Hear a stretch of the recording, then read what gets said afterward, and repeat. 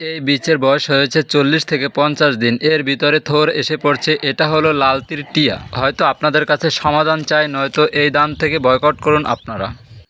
আসসালামু আলাইকুম। এখন আমি দা নিয়ে রওনা দিলাম একটা কলা গাছ কাটার জন্য, কারণ কলা গাছটা দিয়ে আমি কি করব সেটা আপনাদেরকে অবশ্যই দেখাবো ভিডিও।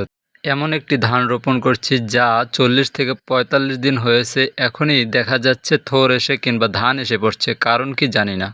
একটা গুছিতে যে কয়টা টেংরি আছে সবগুলো দান হয় না। এর কোনো সমাধান থাকলে অবশ্যই আমাকে জানাবেন। এই মই দেওয়ার উপকারিতা কি? এই মই দিলে দেখা যাচ্ছে যে ওই থোরটা যেটা হয়েছে সেটা থেমে যাবে, আর নতুন টেংরি দিয়ে আবার নতুন বীজ গজাবে। এটা দেওয়ার একমাত্র কারণ হলো আমরা কিছুদিন হয়েছে এই বীজগুলো রোপণ করছি। এখনই এই বীজে ধান এসে পড়ছে কিংবা থোর এসে পড়ছে, আপনারা অবশ্যই জানেন। এই থোরটা এখন ভেঙে দিলে এই থোরটা থেমে যাবে। এই যে দেখতেই পাচ্ছেন অল্প বড় হয়েছে, এখনই থোর এসে গেছে। তাই জন্য আমরা ধান খেতে মই দিচ্ছি। আমার জন্য দোয়া করবেন, আল্লাহ তাআলা যেন আমাদের ব্যবসায় বারাকাত